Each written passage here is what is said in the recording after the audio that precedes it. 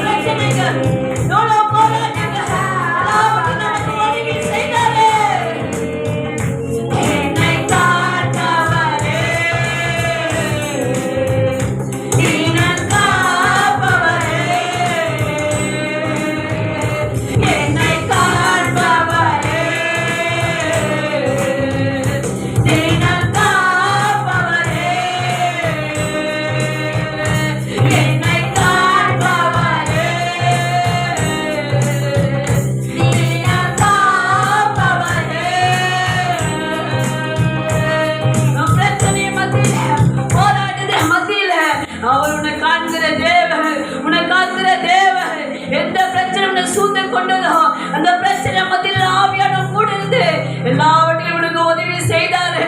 இருவம் பகலுன பாதுகாத்தாரு. நீ போகையில வருகிற குடும்பத்தையும் பாதுகாத்தாரு. தேவத்துக்காரங்க தட்டி ஆவியானவரே உமக்கு நாங்க நன்றி செலுத்துகிறேன். என்னை காண்பவரே, என்னை காப்பவரே, உனக்கு கொடான் கொடி நன்றி செலுத்துகிறேன்.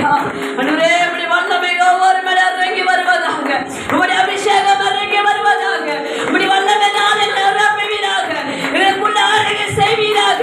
எப்படி கருமை தட்டி அன்றுவரே எனக்கு அன்பிக்கிற அபிஷேகம் என் மேல இறங்கி வரட்டும், உங்களுடைய அக்கினி என் மேல இறங்கி வரட்டும். அன்றுவரே நலமான மகிமை என் மேல இறங்கி வரட்டும். நலமான பிரசத்தின் வல்லமை என்னை சூழ்ந்து கொள்வதாக, சூழ்ந்து கொள்வதாக. எந்த சத்துருவினை தொட முடியாது என்று அன்றுவரே காண்பித்து இருந்தோடு நடத்துகிறேன். உங்களுக்கு கொடார கோடி நன்றி அப்பா. நீங்க இல்லைன்னா இந்த நிமிஷம் நாங்க இந்த வேலையில் இருக்க முடியாது. இருந்தோறு எங்களை பாதுகாத்து வழி நடத்தி உடைய அபிஷேகத்தினால் எங்களை தேக்கி அரவணைத்து அன்றுவரே தினந்தோறு நடத்தி கொண்டு வருகிறீர்கள். உங்களுக்கு கொடான கோடி நன்றி அப்பா.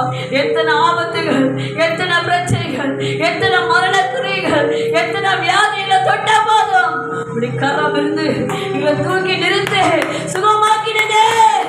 அதுக்காக நன்றி நன்றி நன்றி நன்றி நன்றி நன்றி நன்றி நன்றி நன்றி நன்றி நன்றி. இவனுள்ள நாளெல்லாம் நன்றி சொல்ல நாட்கள் முடியாது. உங்களுக்கு கொடான கொடி நன்றி அப்பா.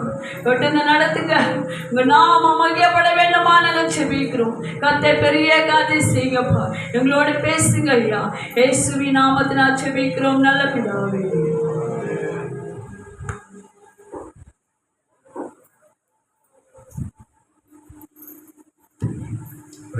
அல்லேலூயா. கர்த்தர் நல்லவர். ஆமென். காலங்களில் தேவனுடைய ஆராதனைக்கு வந்திருக்கிறவங்க ஒவ்வொருவரையும் ஆண்டவர் ஆசீர்வதிப்பாராக. அல்லேலூயா.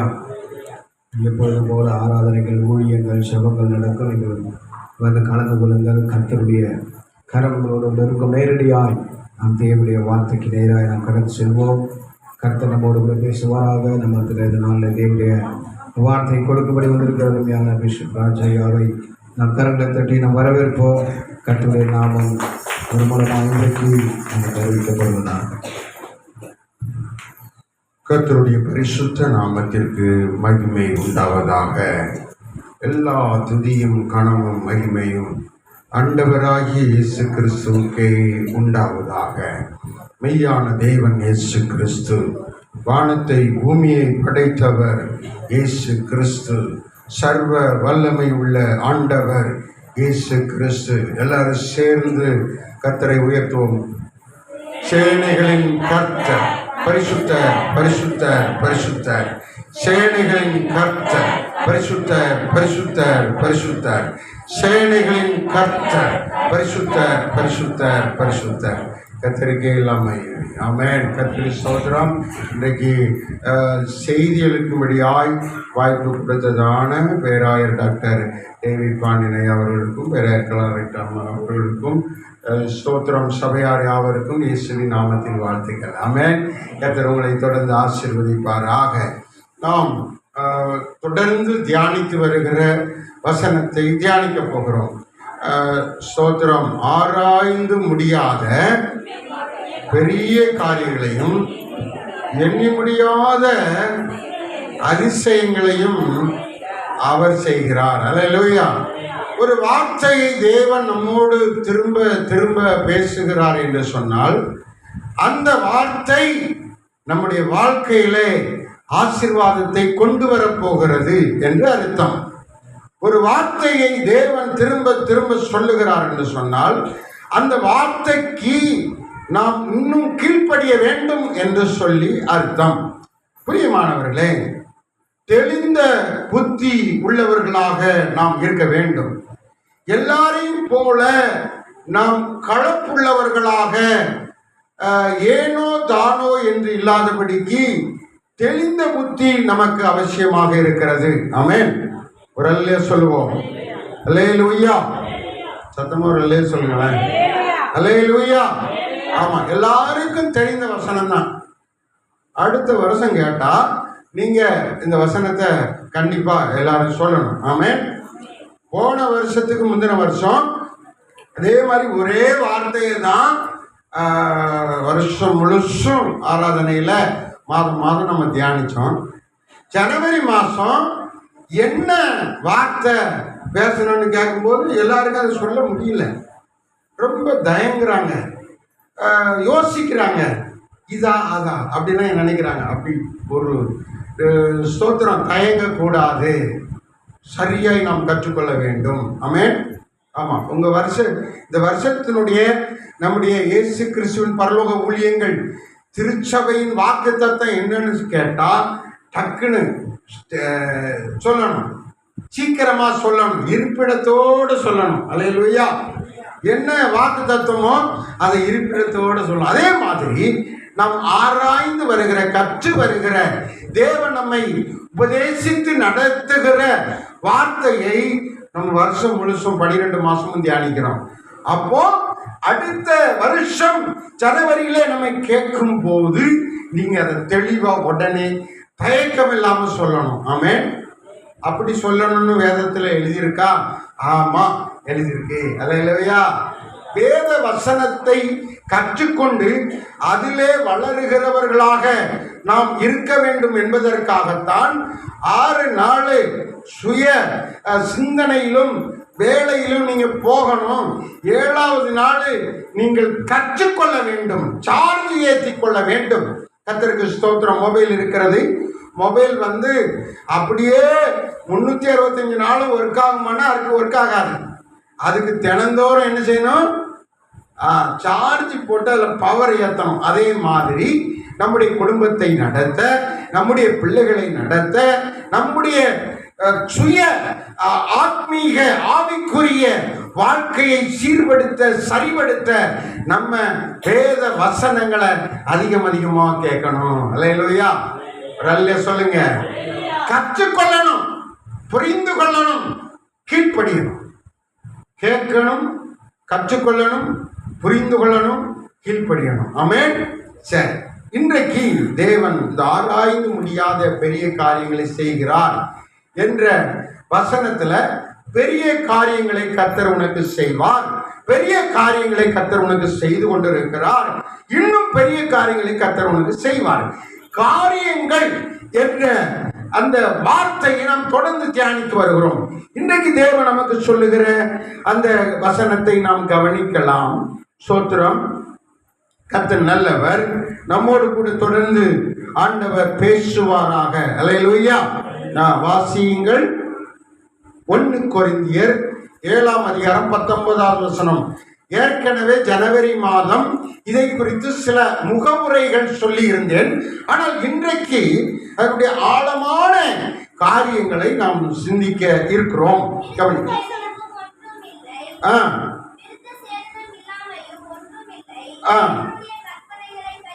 தேவனுடைய கற்பனைகளை சொல்லுங்க. கற்பனைகளை கை கொள்வதுதான் காரியம். ஆமென். இதுல நிறைய ரகசியம் உள்ள இருக்குது. அதுல நம்ம ஸ்தோத்திரம் அதை நாம் எடுத்து நமக்கு உபயோகமாக்கி மாற்றிக்கொள்ள வேண்டும். ஆமென். இப்போ கர்த்தருக்கு ஸ்தோத்திரம். கடந்த மாசமா இந்த மாசமா கடந்த மாசத்துல கன்னியாகுமரி, தூத்துக்குடி மாவட்டம், கன்னியாகுமரி மாவட்டம், இப்படி ஒரு சில மாவட்டங்களுக்கு ஊழியத்தின் மீது கடந்து போனோம். கடந்து போன உடனே அங்கேருந்து கன்னியாகுமரியில் நாங்கள் செய்தி கொடுத்த அந்த சபையில் ஒரு அம்மாவுக்கு அவங்க வீட்டில் 4 பெரிய மரங்கள் இருக்கிறது. அதில் நல்ல பலன் உண்டான ஒரு பழத்தை பறிச்சுட்டு வந்தாங்க. கர்த்தருக்கு ஸ்தோத்திரம். அது என்ன பழம் அப்படின்னா, ஸ்தோத்திரம், என்ன பழம் அது? பலாப்பழம். கர்த்தருக்கு ஸ்தோத்திரம். இவ்வளோ பெருசு. இந்த புல்பிட்டு எவ்வளோ அகலம் பாருங்கள். இவ்வளோ அகலம் பலாப்பழம் கொண்டு வந்து வச்சுட்டாங்க. எல்லோரும் அவங்களுக்காக ஜெபம் பண்ணாங்க. அந்த பழத்தை அந்த பாஸ்டர் அலெக்சாண்டர் என்ன பண்ணிட்டாரு? எங்களுக்கு தந்துட்டாரு. அல்லேலூயா. ஆமாம். அந்த பலாப்பழத்தை, சரி பலாப்பழம் வந்துட்டு உடனே அப்படியே சாப்பிட முடியுமா? சாப்பிட முடியாது. என்ன செய்யணும்? பலாப்பழத்தை வெட்டணும், வெட்டு தெரியாதவங்க அதை வெட்டி சாப்பிட முடியாது. அதை வெட்ட தெரிஞ்சவங்க தான் அதை கரெக்டாக என்ன செய்யணும், வெட்ட தெரிஞ்சு அதை சாப்பிடணும். அல்லேலூயா. அதை வெட்டி எடுக்கணும், அது கையிலலாம் ஒட்டும். இன்னும் இது கையில் ஒட்டுதுன்னு பார்த்தா பழம் சாப்பிட முடியாது. உள்ளே இருந்து அழகா ஒரு சொலை மாதிரி வரும், அதை எடுக்கணும். எடுத்து அதை மேலே சுற்றி ஒரு ரப்பர் மாதிரி இருக்கும், அதெல்லாம் விளக்கணும். அல்லேலூயா. பழத்தை மட்டும் எடுக்கணும், பழத்தை மட்டும் எடுத்து அதுக்குள்ளே இருக்கிற கொட்டையை வெளியே எடுத்துடணும். தனிமையாக இருக்கிற அந்த பலாப்பழம் தேன் மாதிரி இருந்தது. அல்லேலூயா. ஒரு வாரம் சாப்பிட்டேன். அல்லேலூயா. ஒரு அல்லேலூயா சொல்லுங்க.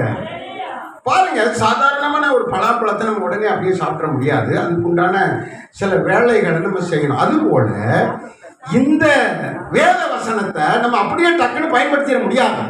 அதை நம்ம சரீரத்தில், ஆவியில், ஆத்மாவில், நம்ம சிந்தையில், நம்ம இருதயத்தில் அதை வைத்து சரிபடுத்தி அதை விளங்கிக் கொள்ள வேண்டியது அவசியம். அல்லேலூயா. அநேகர் இந்த வெளிப்பாடு இல்லாதபடி, அந்த தெளிந்த புத்தி இல்லாதபடி, இன்னும் முட்டாள்தனமாகவே இருக்கிறபடினால ஆசீர்வாதங்களை முழுமையா என்ன செய்ய முடியல, அடைய முடியல. அல்லேலூயா. இதுல என்ன சொல்லப்பட்டிருக்கிறது?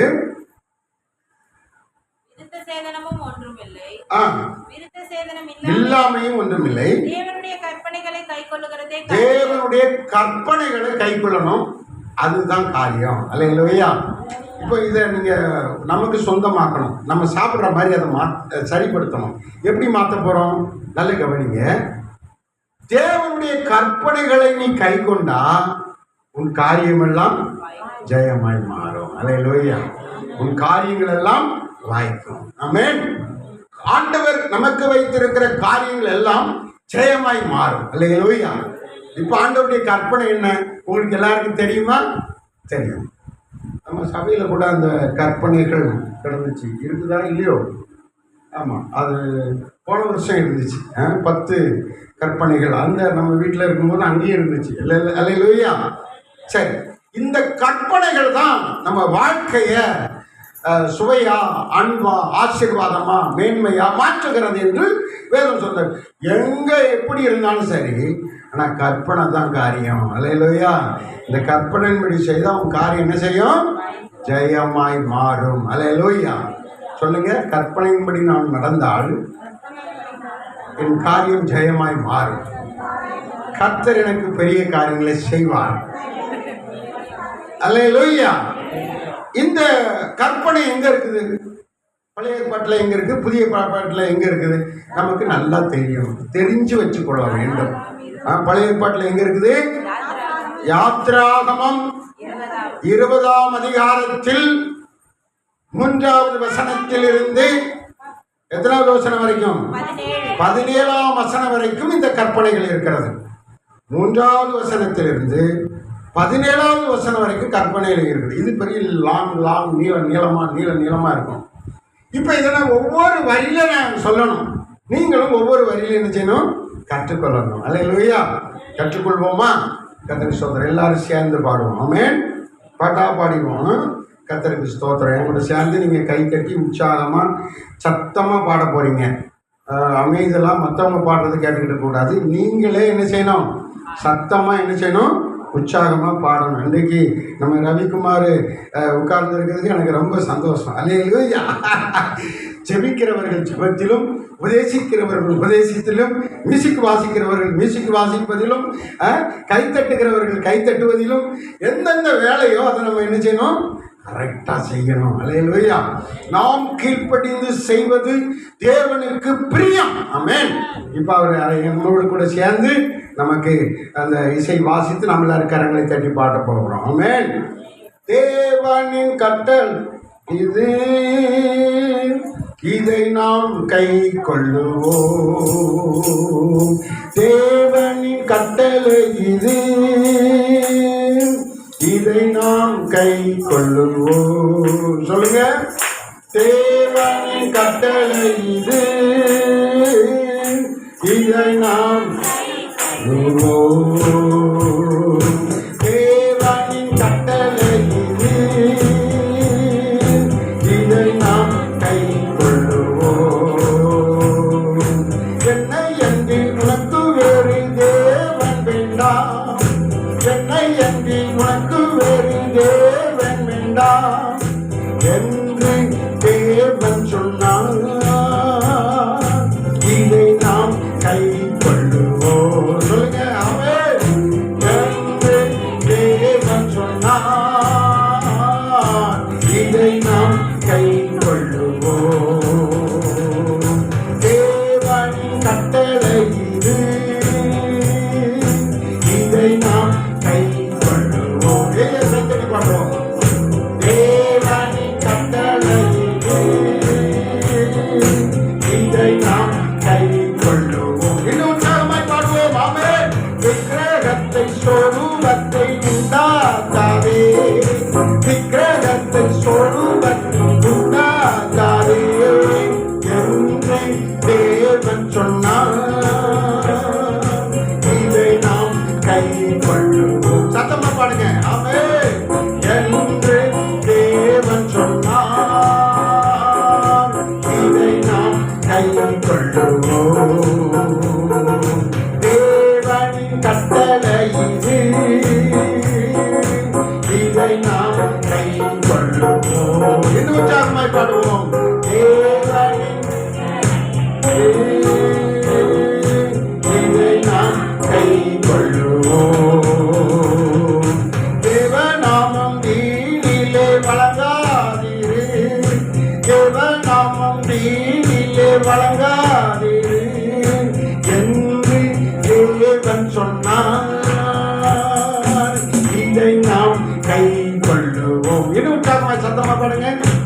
என்று தேவன் சொன்னார், இதை நாம் கை கொள்ளுவோம். தேவனின் கட்டளை இது, இதை நாம் கை கொள்ளுவோம். எல்லாரும் உற்சாகமாய் ஆமென். தேவனின் கட்டளை இது, இதை நாம் ஓய்வு நாளை பரிசுத்தமாய் ஆசரித்திடு, ஓய்வு நாளை பரிசுத்தமாய் ஆசரித்திடு என்று தேவன் சொன்னார். இதை நாம் கை கொள்ளுவோம். சத்தமா பாருங்க. ஆமென். என்று தேவன் சொன்னார், இதை நாம் கை கொள்ளுவோம். தேவனின் கட்டளை இது, இதை நாம் கை கொள்ளுவோம். தேவனின் கட்டளை இது, இதை நாம் கை கொள்ளுவோம். தகப்பனையும் தாயையும் கணம் பண்ணிடு, தகப்பனையும் தாயையும் கணம் பண்ணிடு என்று தேவன் சொன்னார். இதை நாம் கை கொள்ளுவோம். உற்சாகம் சத்தமா பாடுங்க.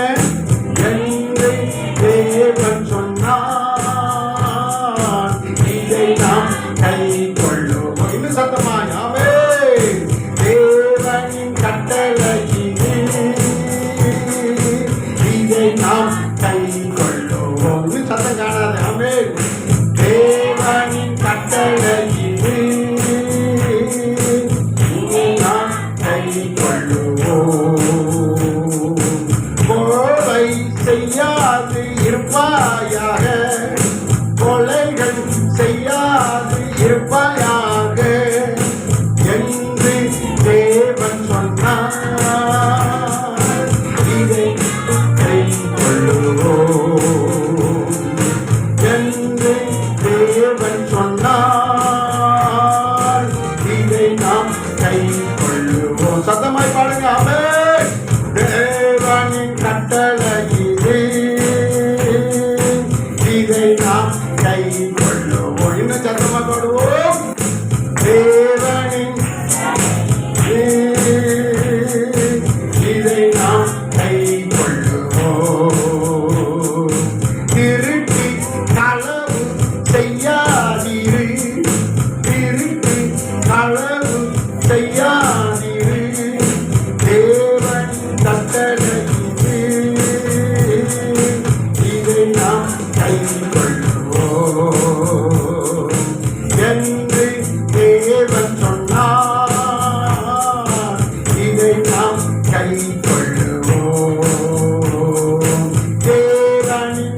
கட்டளை இது, இதை நாம் கை கொள்ளுவோம். வேசித்தனம் விபச்சாரம் செய்யாதீரு, வேசித்தனம் விபச்சாரம் செய்யாதீரு என்று தேவன் சொன்னார். இதை நாம் கை கொள்ளுவோம் என்று சத்தமா பாருங்க. இதை நாம் கை கொள்ளுவோம். தேவனின் கட்டளை இது, இதை நாம் கை கொள்ளுவோம். தேவனின் கட்டளை இது,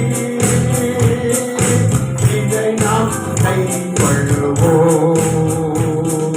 பொய்சாட்சி சொல்லாது இருப்பாயாக, பொய்சாட்சி சொல்லாது இருப்பாயாக என்று தேவன் சொன்னார். எல்லாரும் சத்தமாக நாம் கை கொள்ளுவோம் என்று தேவன் சொன்னார்.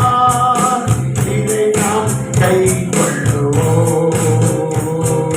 தேவனின் கட்டளை இது, இதை நாம் கை கொள்ளுவோம். ஆமென். தேவனின் கட்டளை இது, இதை நாம் கை கொள்ளுவோம். பிறனுடைய எதையும் இச்சிக்காதே, பிறனுடைய எதையும் இச்சிக்காதே என்று தேவன் சொன்னார். இதை நாம் கை எல்லாரும் சொல்லணும். ஆமென் என்று தேவன் சொன்னார். இதை நாம் கை கொள்ளுவோம். தேவனின் கட்டளை இது, இதை நாம் கை கொள்ளுவோம். தேவனின் கட்டளை இது, இதை நாம் கை கொள்ளுவோம். ஹல்லேலூயா. பிரதருக்கு அல்லேலூயாவே வர மாட்டேங்குது. அல்லேலூயா. ஆமா, சூடா இருக்கிறதுனால ரொம்ப கோபமா இருக்கீங்க போட்டு. அல்லேலூயா. ஆமென் ஆமென். அல்லேலூயா. தேவன் பால் செல்லிங் போடணும், நமக்கு ஏசி அமைச்சு தரணும். ஒரு ஜெபம் பண்ணணுமா? ஜெபிப்போம். நல்ல ஆண்டவரே ஸ்தோத்திரம். இந்த நல்ல சபைக்கு பால் செல்லிங் அமைத்து ஏசி அமைத்து தரும்படியாக இருக்கிற தடைகள் நீங்குவதாக, தடைகள் நீங்குவதாக. பரத்திலிருந்து ஒத்தாசை வரட்டும், எப்பக்கத்திலும் இருந்து ஒத்தாசை வரட்டும். தேவ பிள்ளைகள் மூலமாக ஒத்தாசை வரட்டும், கொடுக்கிறவர்கள் உதவி செய்கிறவர்கள் மூலமாக ஒத்தாசை வரட்டும். தேவன் ஒரு அற்புதம் செய்வீராக. தடைகளை உடைக்கிறோம் ஆண்டவரே. உம்முடைய நாமம் மகிமைப்படத்தக்கதாக, உம்முடைய ஆலயத்தின் தேவைகள் பெருகத்தக்கதாக, இந்த காரியம் நிறைவேறத்தக்கதாக என் ஆண்டவர் ஒரு அற்புதத்தை செய்வீராக.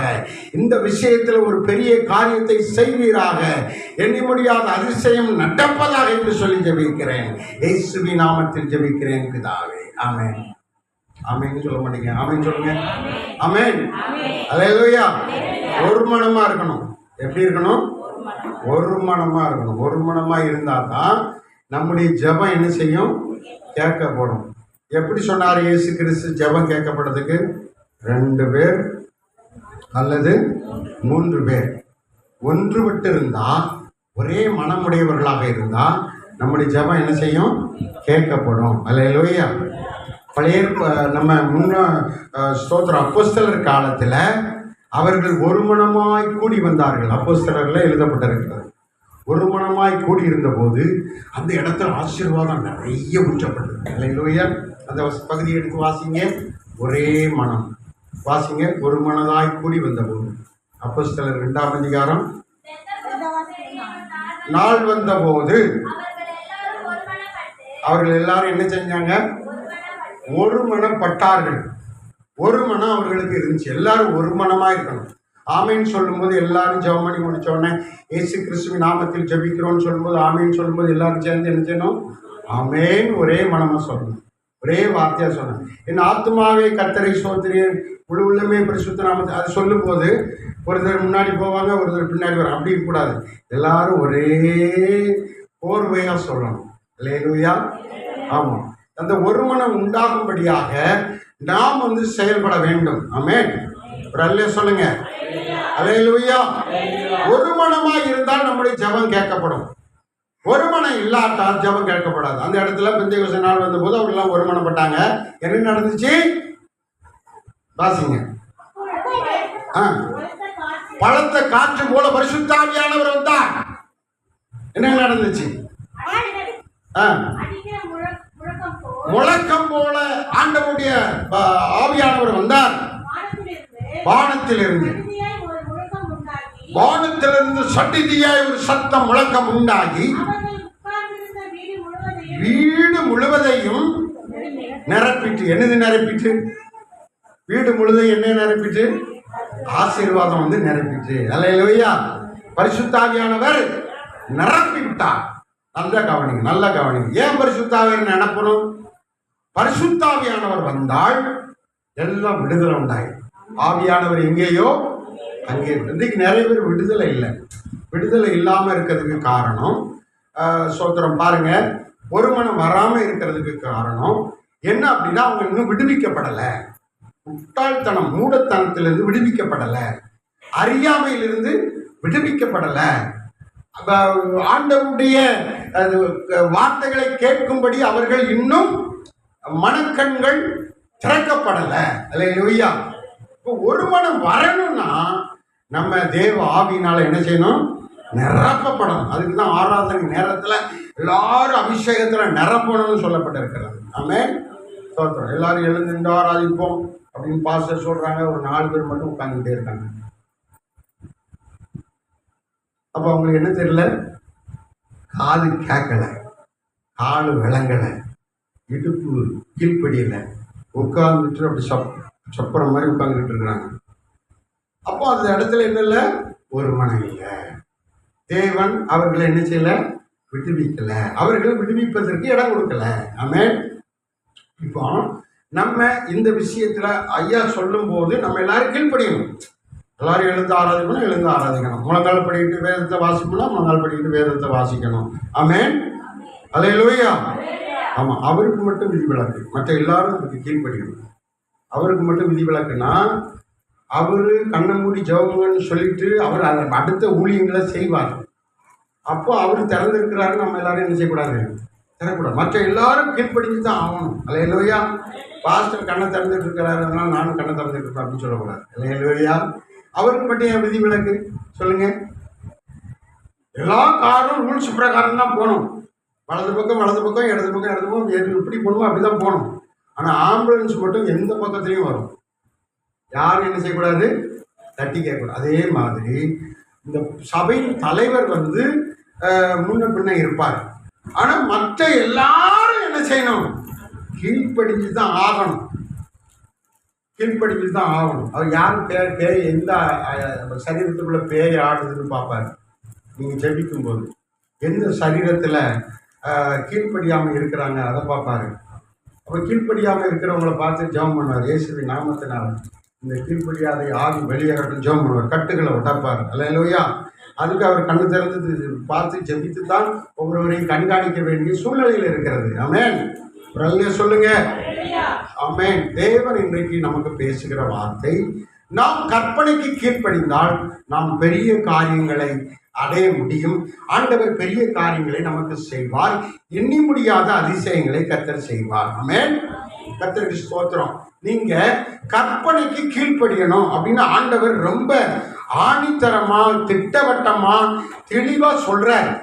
கீழ்ப்படிஞ்சுதான் ஆகணும். கீழ்ப்படியலைன்னா அது சரி கிடையாது. அவர்கள் என்னுடையவர்கள் அல்ல. ஆமென். எதுக்கு கீழ்ப்படியணும்? கீழ்ப்படிஞ்சா என்ன கிடைக்கும் சொல்லுங்க? ஆசீர்வாதம். எங்க இருக்குது? அந்த வசனத்தை எடுத்து வாசிங்க. கீழ்ப்படிந்தால் ஆசீர்வாதம் கிடைக்கும் அப்படின்னு ஒரு வசனம் இருக்குல்ல. எங்க இருக்குது? கர்த்தருக்கு ஸ்தோத்திரம். எடுத்தவங்க எடுத்து வாசிங்க. கீழ்ப்படிந்தால் ஆசீர்வாதம், கீழ்ப்படியாவிட்டால் அது ஆசீர்வாதத்துக்கு ஆப்போசிட் என்னது? மற்ற ஒரு காரியம். ஆகையினால நம்ம கீழ்ப்படிந்தால் நமக்கு ஆசீர்வாதம் வரணும்னா எந்த வசனத்தை வாசிப்போம்? உபாகமம் 11:27. எடுத்தவங்க வாசிங்க. நான் கீழ்ப்படிய மாட்டேன், எனக்கு அந்த இது தேவையில்லை அப்படின்னா நான் உங்களுக்கு கற்பிக்கிற உங்கள் தேவனாகிய கர்த்தரின் கற்பனைகளுக்கு. என்னதான் கற்பனைகளுக்கு? கற்பனையும் கட்டளையும் ரெண்டு என்னது? ஒரே காரியம் தான். அல்லேலூயா.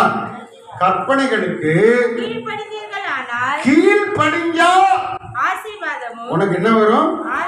ஆசீர்வாதம் வரும்.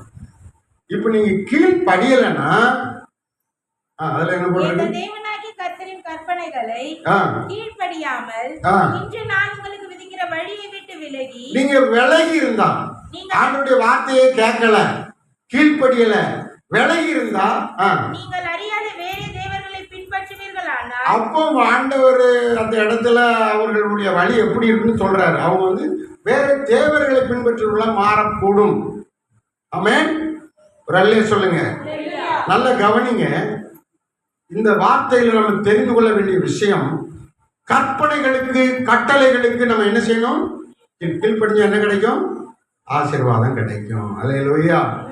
ஆராதனைக்கு வாங்க, ஆராதனை கட்டடிக்காதீங்க, வீட்டில் இருக்காதீங்க, வந்துருங்க அப்படின்னு பாஸ்டர் சொன்னால் நீங்கள் கீழ்ப்படிஞ்சு வரணும். வந்தால் உங்களுக்கு என்ன கிடைக்கும்? ஆசீர்வாதம். ஆலயத்துக்குள்ளே வந்தாச்சு. ஆலயத்துக்குள்ளே வந்த பிறகு செய்தியை கேளுங்க, மற்ற கதையெல்லாம் பேசாதீங்க, மற்ற காரியெல்லாம் செய்யாதீங்க அப்படின்னு செய்தியை கேட்கணும். அல்லேலூயா. செய்தியை கேட்டால் நமக்கு ஆசீர்வாதம். ஆமென். கீழ்ப்படிதலுக்கு தேவன் நமக்கு வைத்திருக்கிற பிரதிபலனை நாம் என்ன செய்ய வேண்டும்? அனுபவிக்க வேண்டும். ஆமென். ஒரு அல்லேலூயா சொல்லுவோம். அல்லேலூயா. ஆமென். கீழ்ப்படிந்தால் நமக்கு என்ன கிடைக்குது? எப்போ நான் கீழ்ப்படிய மாட்டேன், இது எனக்கு தேவையில்லை, இதெல்லாம் நான் செய்ய மாட்டேன் அப்படின்னு நம்ம தனியாக ஒரு ரூட்டில் போனாச்சுன்னா அது ஒரு மன செயல்பாடு கிடையாது. ஆமென். கர்த்தருக்கு சொன்ன ஆலயத்துக்குள்ளே வந்துட்டா ஸ்தோத்திரம் என்ன செய்யணும்? பைபிளை கையில் வச்சிருக்கணும், பைபிளை எடுத்து வாசிக்கணும், பாடல் புஸ்தகத்தை எடுத்து திறந்து நம்ம பாட்டு பாடணும். கர்த்தருக்கு ஸ்தோத்திரம். ஆவியில நிரம்பி ஆராதனை செய்யணும். கர்த்தருக்கு ஸ்தோத்திரம். ஜெபம் பண்ணுவோம் அப்படின்னு சொன்னால் முழங்கால் படிக்கிடணும். முழங்கால் படிக்கிட முடியலைன்னா எழுந்து நிற்க வேண்டும். ஆராதிப்போம் அப்படின்னு சொன்னால் முழங்கால் படிக்கிடலாம். ஐயா வந்து எந்த ஆராதிப்போம் அப்படின்னு சொன்னால் எல்லாரும் எழுந்து நிற்கணும். சப்பாடி மாதிரி உட்காரக்கூடாது. அல்லேலூயா. யாராவது அப்படி நீங்கள் உட்கார்ந்துக்கிட்டு இருக்கிறவங்களா இருந்தால், கீழ்ப்படியாதவர்களாக இருந்தால் மாறிடுங்க. ஆமென். வேதம் சொல்லுது, ஆசீர்வாதம் தான் உங்களுக்கு கொடுக்கும்படியே தேவன் உங்களை கொண்டு வந்திருக்கிறாரு. வந்த இடத்துல நீங்கள் சாபத்தை தலைமையில் என்ன செய்யக்கூடாது? தூக்கி சுமக்கக்கூடாது என்று தேவன் நமக்கு தெளிவாக பேசுகிறார், புரியும்படி பேசுகிறார். அவர் கற்றுக் கொடுக்கிற ஆண்டவர். என்ன செய்கிறவர்? கற்றுக் கொடுக்கிற ஆண்டவர். ஒரு வசனத்தை வாசிங்களேன். அதை கற்றுக் கொடுக்கிற ஆண்டவரை சோதரம் வேண்டாம், அது ரொம்ப பெரிய சப்ஜெக்ட், அதுக்குள்ளே போக வேண்டாம், இன்னொரு முறை போவோம். கர்த்தருக்கு சோதரம். ஆண்டவர் கற்பிக்கிறார்.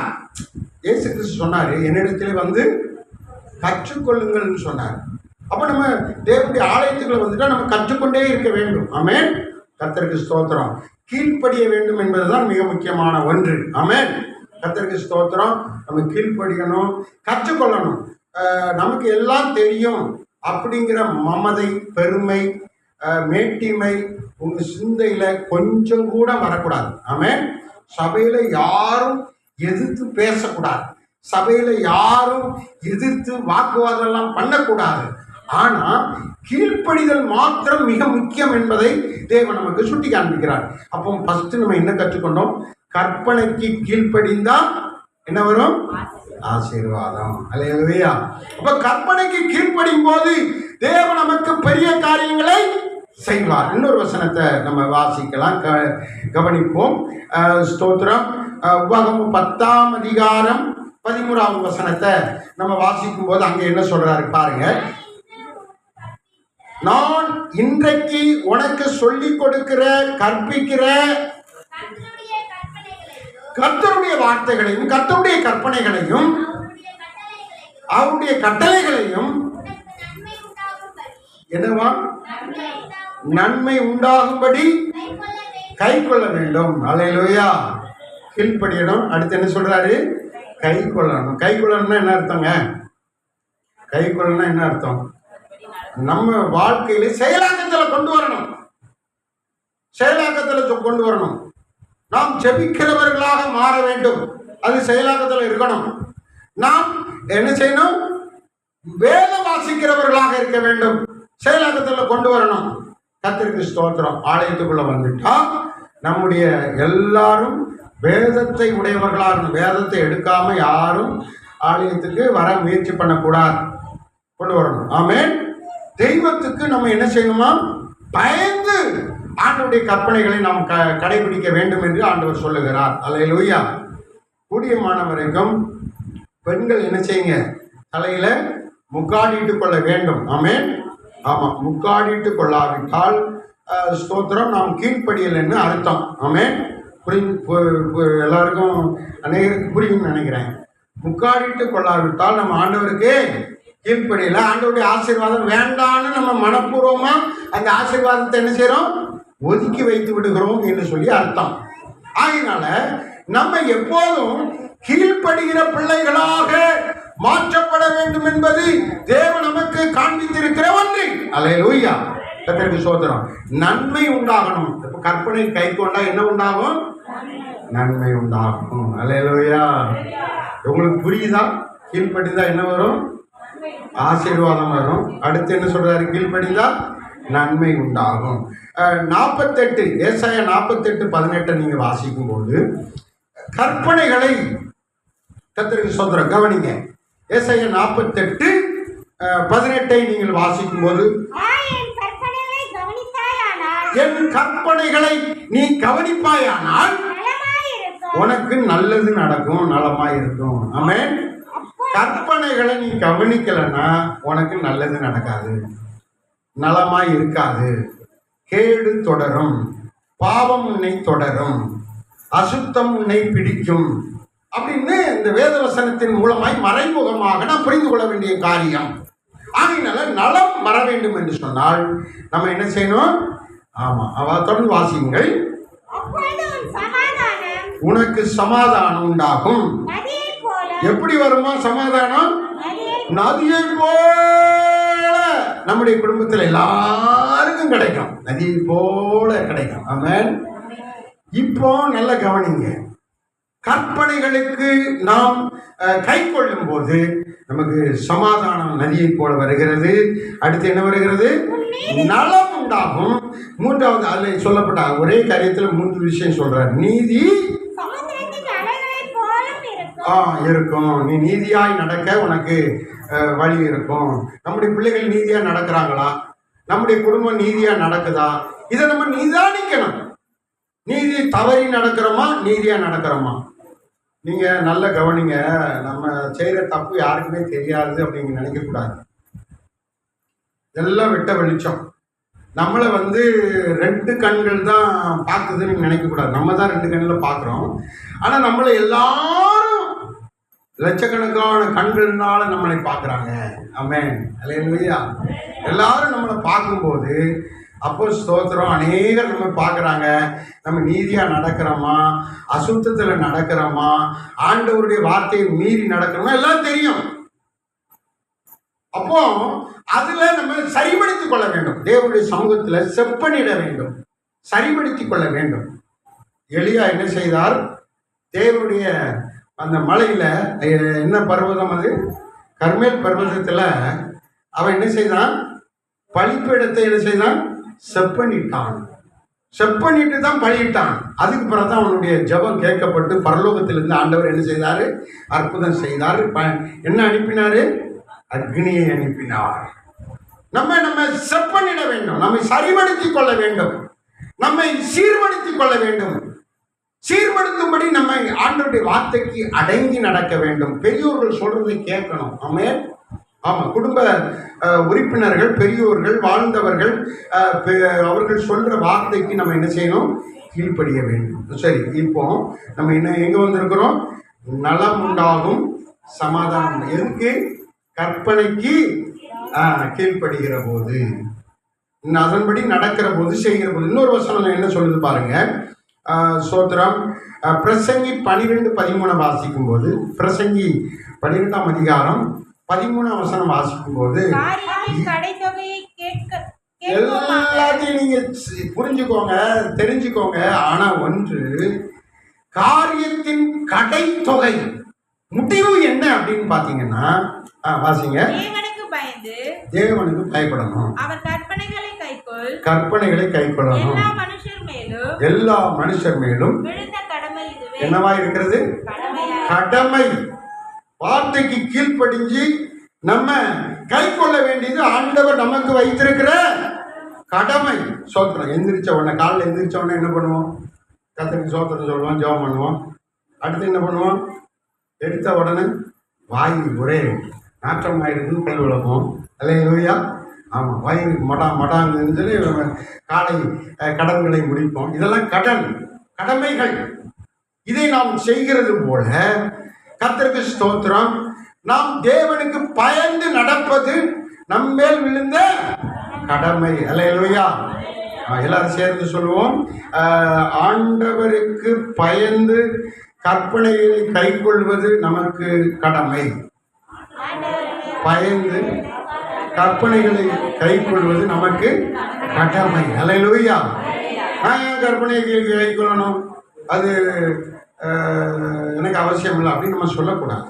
அது நமக்கு விழுந்த கிறிஸ்தவர்களாகிய ஆண்டவருடைய பிள்ளைகளாகிய அது நமக்கு அது நிறுவனமாக இருக்கிறது கடமை. இப்படி நாம் செய்தால் ஆண்டவர் நமக்கு என்ன செய்வாராம்? பெரிய காரியம் செய்வார் என்று இங்கே வாக்கு பண்ணுகிறார். அல்லேலூயா. நீதிமொழிகள் 13:13 வாசிங்க. நீதிமொழிகள் 13:13 வாசிக்கும் போது அந்த கற்பனை குறித்து நமக்கு நடக்க வேண்டிய விஷயத்தை வாசிங்க. அவமதிக்கிறவன் நாசமடைவான். இந்த வசனத்தை மீறி நடக்கிறவர்களும், இந்த வசனத்தை அசட்டை பண்ணுகிறவர்களும், இந்த தேவ வார்த்தைகளுக்கு நம்ம ஒரு பொருட்படுத்தாம சும்மா அது இப்போ தேவையில்ல, அது கல்யாணம் முடித்து குழந்தைகள் பெற்று கிழவனான பிறகு சரியாக நடந்தால் போதும் அப்படின்னு நம்ம அதை அவமதிக்கக்கூடாது. அவமதிக்கிறவர்களும் என்ன செய்வாங்களாம்? அந்த கட்டத்துக்கெல்லாம் நம்ம போகக்கூடாது. நம்ம பிள்ளைகள் போகக்கூடாது, நம்முடைய குடும்பம் போகக்கூடாது, நம்முடைய விசுவாசம் போகக்கூடாது, நாம் போகக்கூடாது. அந்த விஷயத்தில் நம்ம போகக்கூடாது. என்ன செய்யணும்? திருவசனத்தை அவமதிக்க கூடாதுன்னு அதனுடைய அர்த்தம். அடுத்து வாசிக்கும் போது கற்பனைக்கு பயப்படணும். ஐயா, அந்த வார்த்தையின்படி நான் சரிப்படுத்தணும், ஒழுங்குபடுத்தணும் அப்படின்னு நம்ம பயப்படுகிறவனோ என்ன அடைவான்? பலன் அடைவான். அல்லேலூயா. உங்களுக்கு பலன் உண்டு. தேவனுக்கு கீழ்ப்படிந்து வாழ்ந்தால் உங்களுக்கு என்ன உண்டு? பலன் உண்டு. அதற்கேற்ற பிரதிபலன் உங்கள் குடும்பத்தில் உண்டு. ஆமென். தேவனுடைய வார்த்தையை மட்டும் தான் கேட்பேன், மற்ற வார்த்தையை கேட்க மாட்டேன்னு நம்ம என்ன செய்யணும்? போனை சைலண்ட் பண்ணிடணும். அல்லேலூயா. தேவனுக்கு நான் பயப்படுறேன் அப்படின்னு சொன்னால் நம்ம போனை என்ன செஞ்சிடணும்? சைலண்ட் ஆகிடணும். ஃபோன் கத்தக்கூடாது. ஆலயத்துக்குள்ளே ஃபோன் சத்தமே என்ன செய்யக்கூடாது? வரக்கூடாது. ஏன்னா நான் தேவனுக்கு பயப்படுகிறேன், அதனால் என் ஃபோனை நான் என்ன செஞ்சிடறேன்? சைலண்ட் பண்ணிட்டு வரேன். ஆண்டவர் சத்தத்தை மட்டும் தான் கேட்பேன், மற்ற சத்தத்தை நான் என்ன செய்ய மாட்டேன்? கேட்க மாட்டேன். அல்லேலூயா. அப்போது நம்ம தேவனுக்கு பயந்து ஸ்தோத்திரம் நம்ம வாழும்போது நமக்கு என்ன உண்டாகும்? பலன் உண்டாகும், பிரதிபலன் உண்டாகும், நன்மை உண்டாகும், ஆசீர்வாதம் உண்டாகும், நலன் உண்டாகும், நீதி உண்டாகும், சமாதானம் உண்டாகும். அடுத்து வாசிங்க. கர்த்தருக்கு ஸ்தோத்திரம். சங்கீதம் 119:43 வாசிப்போம். சங்கீதம் 119:43 எடுத்தவங்க சீக்கிரமா வாசிங்க. சத்திய வசனம் என் வாயை விட்டு வெளியவே போயிடக்கூடாதான். அல்லேலூயா. உங்ககிட்ட நான் ஏன் வசனம் கேட்குறேன்? நீங்கள் என்ன வசனம் கேட்டீங்க, நீங்கள் ஏன் கேட்குறேன்னு சொன்னால், வசனம் உங்கள் வாயை விட்டு என்ன செய்யக்கூடாது? நீங்கக்கூடாது. அவன் அப்படி ஜெபிக்கிறான், நான் வசனத்தை பேசணும் ஐயா, அப்படிப்பட்ட ஒரு நல்ல இருதயத்தை எனக்கு தாரும், அப்படிப்பட்ட ஒரு ஆசீர்வாதத்தை எனக்கு தாரணும். ஜெபம் பண்ணுறான். ஃபஸ்ட்டில் நம்ம இந்த கட்டளைகளுக்கு கீழ்ப்படியணும் அப்படின்னு ஒரு ஜெபத்தை பண்ணணும். ஆமென். ஜெபம் பண்ணினா நம்ம கீழ்ப்படிய முடியும், அதனுடைய நன்மைகளை நாம் சுதந்திரிக்க முடியும், பெற்றுக்கொள்ள முடியும். ஆமென். கர்த்தருக்கு ஸ்தோத்திரம். அல்லேலூயா. தொடர்ந்து வாசியுங்கள். உம்முடைய நியாய தீர்ப்புகளுக்கு காத்திருக்கிறேன். நான் எப்பொழுதும் எச்சைக்கும் உமது வேதத்தை காத்துக் கொள்ளுவேன். நான் உம்முடைய கட்டளைகளை ஆராய்கிறபடியால் விசாலத்திலே நடப்பேன். கட்டளைகளை நீ ஆராய்ச்சி பண்ணி ஜெபம் பண்ணா உனக்கு விசாலம் உண்டாகும். விசாலம்னா என்னது சொல்லுங்க? விசாலம்னா என்னது? ரொம்ப நெருக்கத்தில் போக மாட்டீங்க. சிலர் பாருங்க 31 நாள் நெருக்கத்திலே இருப்பாங்க, பிரச்சனையிலே இருப்பாங்க, போராட்டத்திலே இருப்பாங்க, யுத்தத்திலே இருப்பாங்க, சண்டையிலே இருப்பாங்க. 31 நாள் அவங்களுக்கு பிரச்சனை வந்துக்கிட்டே இருக்கும். காரணம் என்னன்னா அவங்க விசாலத்தில் இல்லை. அல்லேலூயா. இப்போ கற்பனைகளை நாம் கீழ்ப்படியும் போது, கை கொள்ளும் போது நம்ம என்ன செய்யக்கூடாது? ஸ்தோத்திரம். இந்த கற்பனைகளை கை கொள்ளும் போது இந்த மாதிரி பிரச்சனைகள் எல்லாம் நம்மளை விட்டு போயிடும். ஆமென். ஒரு அல்லே சொல்லுங்க.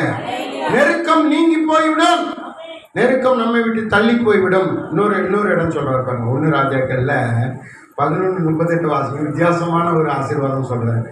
1 ராஜாக்கள் 11:38 வித்தியாசமா ஒன்று சொல்றாரு பாருங்க. நீங்க புரிஞ்சு கொள்வீங்க. நான் கட்டளையிட்டதெல்லாம் நீ கேட்டாய், கை கொண்டாய், நீ என் வழிகளில் நடந்தாய். 3 விஷயத்தை அங்க சொல்றாரு. கேட்ட, அடுத்து என்ன செஞ்சாரு? கை கொள்ளணும். அடுத்து என்ன செய்யணும்? அவர் வழிகளில் நடக்கணும். அவர் வழிகளில் நடக்கணும். நடந்து என் தாசனாகிய தாவீது செய்தது போல, தாவீது அப்படிதான் செஞ்சான், அதே போல நீனும் செய்யணும். என் கட்டளைகளையும் என் கற்பனைகளையும் கை கொள்ளும்படிக்கு என் பார்வைக்கு செம்மையானதை செய்கிறது உண்டா? செம்மையானதை நீங்க செய்யணும். பாருங்க, 2 விஷயம். பழக்காமழக்கான்னு செய்யறது ஒண்ணு, செம்மையாய் செய்வது ஒன்று. பயமில்லாமல் நடப்பது ஒன்று, தெய்வ பயத்தோடு நடப்பது ஒன்று. செம்மையாய் செய்யணும், சரின்னு படுறதை செய்யணும். ஜெபத்துக்கு போறோம், நம்ம எப்படி இருக்கணும் அப்படி நம்ம மாற்றிக்கொள்ள வேண்டும். கல்யாணத்துக்கு போகும்போது நீங்க எப்படி வேணாலும் இருங்க, ஆடம்பரமாய் எப்படி வேணாலும் இருங்க. ஆனா ஜெபத்துக்கு வரும்போது நம்ம எப்படி இருக்கணும்? செம்மையானவர்களாய் வர வேண்டும். அதற்கேற்ற ரட்சிப்பின் அலங்காரம் உடையவர்களாய் நீங்கள் வர வேண்டும். ரட்சிப்பின் அலங்காரத்துடனே கர்த்தரை தொழுது கொள்கிற அந்த வசனத்தின்படி நாம் கீழ்ப்படுகிறவர்களாய் வர வேண்டும். ஆமென். ஒரு அல்லே சொல்லுங்க. அல்லேலூயா. வாசிங்க தொடர்ந்து அந்த வசனத்தை. நான் உன்னோடு கூட இருப்பேன். தாவீதுக்கு வீடு கட்டினது போல உனக்கும் நிலையான வீட்டை கட்டி, உனக்கும் ஒரு வீட்டை கட்டி இஸ்ரவேலை உனக்கு தருவேன். இஸ்ரவேலை உனக்கு தருவேன். இது புரியுதா உங்களுக்கு? நம்ம கற்பனைக்கு கீழ்ப்படிஞ்சா ஆண்டவர் நமக்கு என்ன செய்வாராம்? நமக்கு என்ன செய்வாரு? வீடு கட்டுவாராம். இப்போ நம்ம வாடகை கொடுத்து இருந்தோம்னா மாதம் மாதம் வாடகை கொடுக்கணும். அது ஒரு நெருக்கம் தானே. நமக்கு வர்ற சம்பளத்தில் பாதி கால்வாசி நாளில் ஒரு பங்கு போயிடுது இல்லை, நமக்கு ஒரு நெருக்கம் தானே. அப்போ நம்ம கற்பனைக்கு கீழ்ப்படிஞ்சு நடந்தால் தானா நமக்கு வீடு கட்டி தருவாராம். ஆமென். அல்லேலூயா. எவ்வளோ அழகான வார்த்தைகள் இது. நீங்கள் இதுக்கு முன்னாடி யோசிக்கலையே தெரில. ஆனால் இதில் சொல்கிறாரு, என் கற்பனைகளுக்கு நீ கீழ்ப்படிஞ்சா உனக்கு நான் என்ன செய்வேன்? வீட்டை கட்டி தருவேன். அது மாத்திரமல்ல,